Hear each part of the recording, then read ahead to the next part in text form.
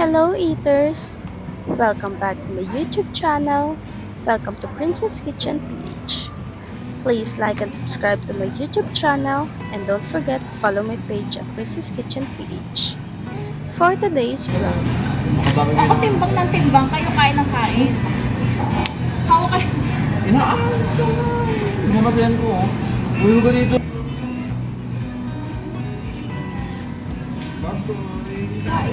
Ako lang. Pero yan ako. Ano, 35 bucks yung gagawin. Para daw, tangin, sinabi nilang video ko, napakawalang niya, oh.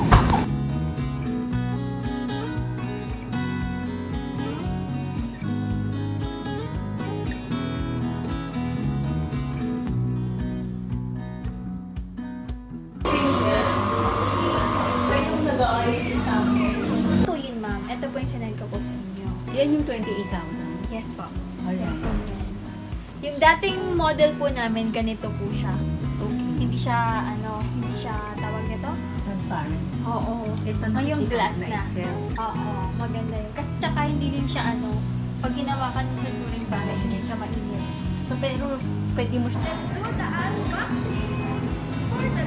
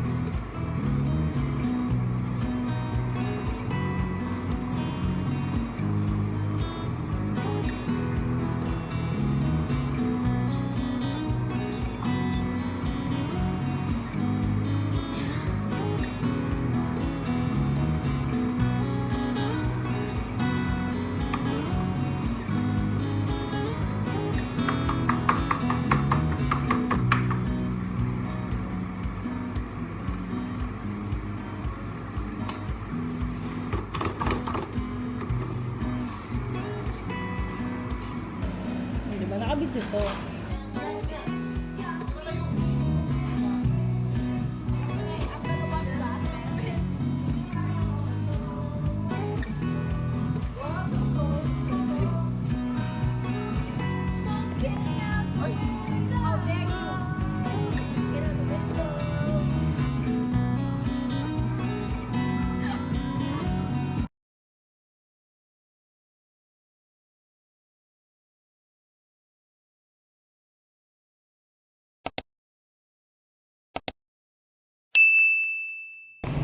Hey guys!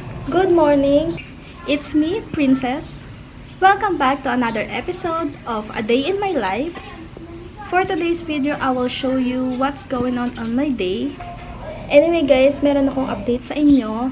Yung granola na dinedevelop ko is already out. You can check out in Instagram. It's in By Sonja. So ngayon, meron akong bulk order. It's total of 20 packs. So, ngayon, busy ako. Gagawa tayo ng toasted granola.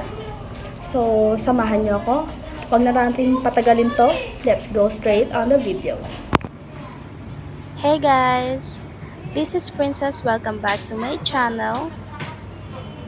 Here's the day 1 of making granola. So, I'm just checking the orders in Noteboard, because I don't want to overlook the agenda for today. This is very important day for me because this is the first time I will make a Yes po. granola. It's a bulk order Yung dating from my model po boss. namin, ganito po siya. Okay. Hindi siya, hindi siya... So in my day 1, Transparent. we went to Yung Pescorp glass na. to look for a Oo, dehydrator. maganda yun. Tapos tsaka hindi din siya pag ginawakan niyo sa during Pescorp bagay, hindi siya is mainit. offering a So, pero different pwede kinds mo- of machine for operation. So if you're looking for a machine for your business, you can check out Pescorp. Besides from that, they are so accommodating and friendly. So before we leave, we have some coffee. They offer some drinks to enjoy while waiting. So I would like to take this opportunity to thank Fastcorp for accommodating our orders. So now let's make some apple crisp. This is included to our toasted granola. This is what makes our granola unique because it already have mixed fruits. So I will be using green apple and some Fuji apple for this recipe. Just make sure to remove the stickers in our apples. Just wash it and we're ready to prepare our apple. I will just cut it into quarter and remove the seeds. Then I'm going to slice it into thin slices. If you have mandarin slicer, you can use it to prepare our apples. So now I will just brine this in our brine solution. It's just water and lemon juice. So now we are ready to dehydrate our apples. Just dehydrate this for 74 Celsius for 16 to 18 hours. For extra crispiness, you can put it in the oven for 200 Fahrenheit for 20 to 30 minutes. And let it cool for a few minutes and it's ready. Anyway guys, if you want a full video of apple crisp tutorial, you can check out in my previous video. I will just put the link here so you can watch it. So after making my apple crisp, I will just weigh my granola, so by tomorrow it's ready. I will just bake it tomorrow. So here's my measurement in my granola. I have 168 grams of oats, 80 grams of pumpkin seeds, 72 grams of sunflower seeds, 62 grams of raw pecan, 8 grams of coconut flakes, 19 grams of California raisins, 22 grams of virgin olive oil, and 108 grams of maple syrup. If you follow the measurement that I give to you, you can probably make a 2.5 jar of 350 ml glass jar. After weighing my granola, here's my granola looks like. So here's the random video that I have. Our dehydrator is here. So let's do the unboxing.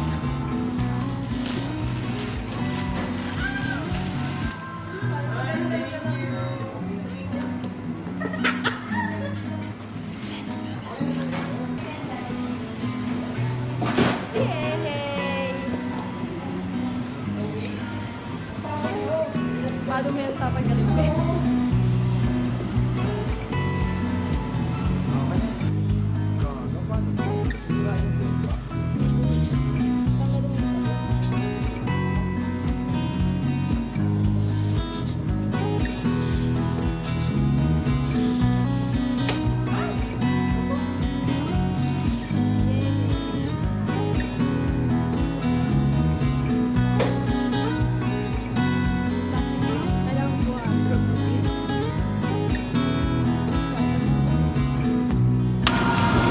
Ayan guys, yung itsura niya. pera. Ito yung manual. This is the manual. Ay, hindi ko ito kami siya. Oh! So, ayan. Ito na yung dehydrator natin, guys. So nice. Kasi kita mo yung loob. Tapos, ang kagandahan nito, hindi siya umiinit during the process. So, ito na yung dehydrator natin. Malaki yung capacity niya sa loob. So, mas madali tayo mag-dehydrate dito. Tapos, plus touchscreen feature.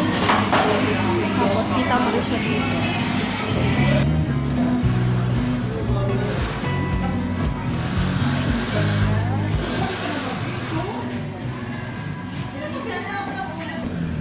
So, we are now in day 2 of making toasted granola.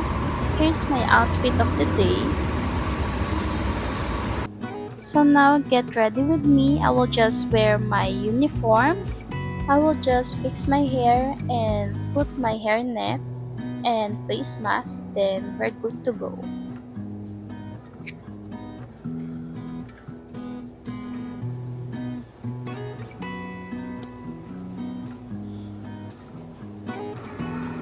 Here's my granola from yesterday. I already weighed this. I will just now put maple syrup and extra virgin olive oil. Then let's bake it.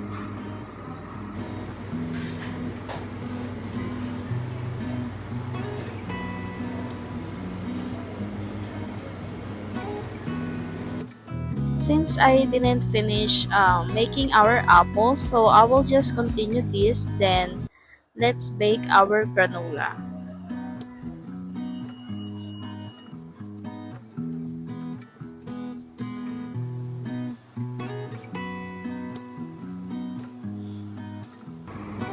So now we are ready to bake our granola. I will just transfer this into a baking pan.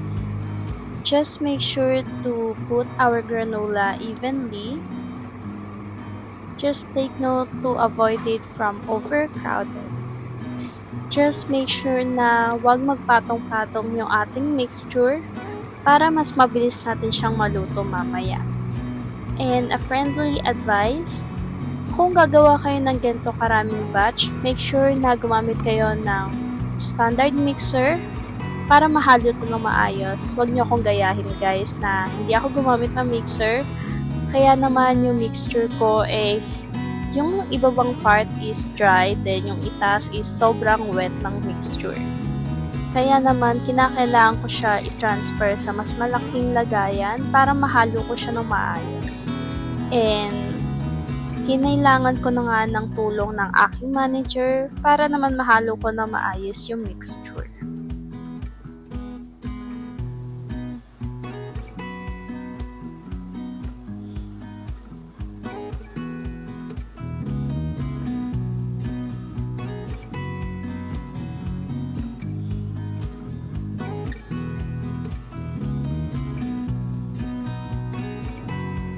Once na well combine na yung ating mixture, we can now add our apple crisp. Ito yung ating apples na ginawa nung day 1. Ito yung dinihydrate natin for 16 to 18 hours and binake natin for 30 minutes. Isasama rin natin siya sa ating granola mixture para naman yung lasa ng apple kumapit din sa ating granola. Kasi yung ginagawa natin is apple crisp granola. Tinulungan na nga ako dito ng manager ko na magsalin ng ating granola para naman mas mabilis yung trabaho natin. While waiting, we can now preheat our oven to 200 Fahrenheit. Then let's bake this for around 30 to 1 hour. While waiting sa ating granola na maluto, let's do a quick clean up. Hinugasan ko na nga yung ibang pan na ginamit namin para naman mamaya mabilis na lang tayo maglinis. Habang yung kasama ko naman at yung manager ko is binabantayan naman nila yung nakasalang na granola. Kailangan kasi bantayan yung granola kasi kailangan tong haluin every 10 minutes para naman pantay ang pagkakaluto ng granola natin.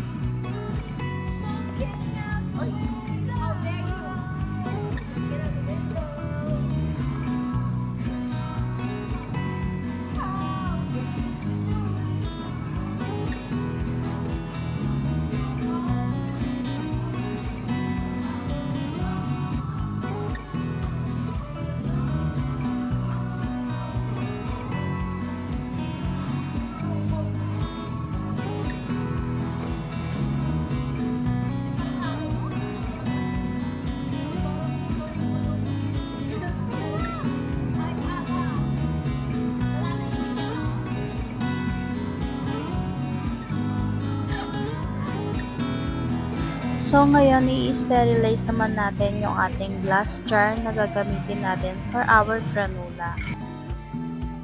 Si Prince naman ang nakatoka sa pag-i-sterilize ng bote. After natin ma-sterilize, we need to put it in the oven para matuyo siya ng mabilis. Kasabay naman nun ay ang pagpapalamig natin sa granola natin. So bago nga yan, pumunta na nga kami ng Lawson para bumili ng food. Kasi it's already 10 PM, hindi pa kami nagdi-dinner. So kumain muna kami, then let's get back to work. Video yan. So, gagawa lang kami dito ng assorted package. Ang regalo kasi ito ng customer na umorder sa atin. So, we need to make it special. So, in one big box, we just put a craft paper, then assorted pastry. Ang laman ng box na ito is 1 granola, 2 financé, and 2 macarons. So, lalagyan natin to ng heart greeting and red ribbon to make it extra special.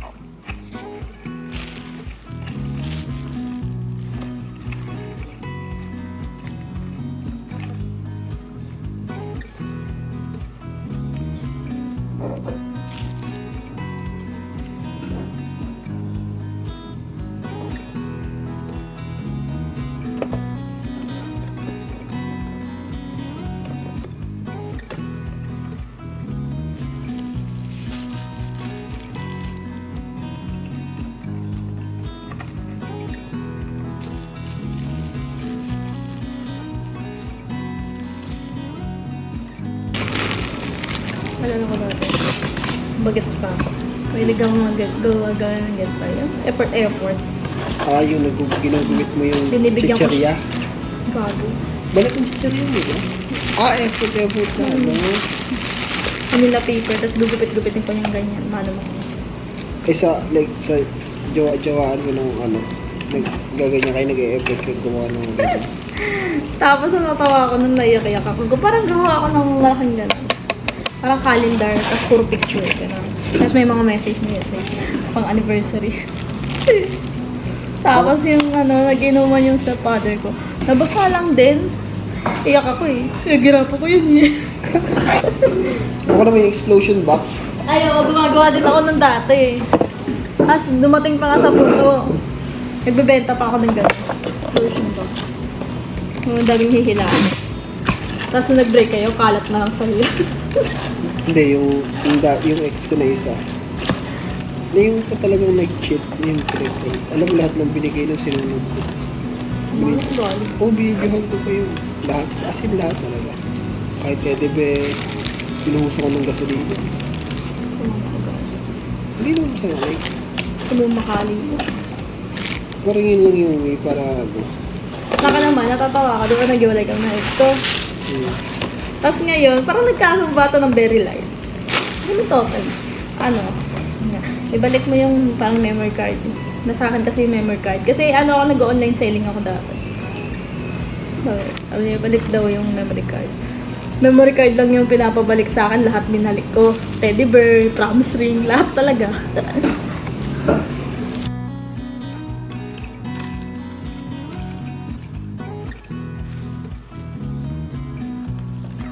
So, after nga lumamig yung granola namin, so, pinagtrabahuan na namin to.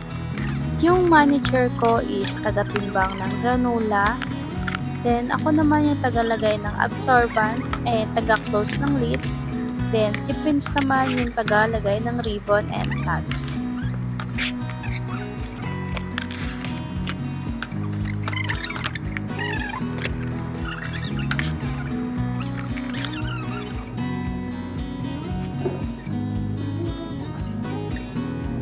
Factory work ko. Kinabol niya na sa'yo.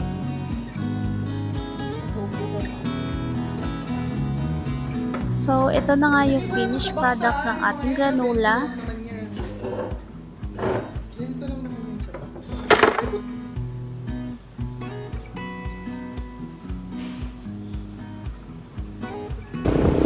Around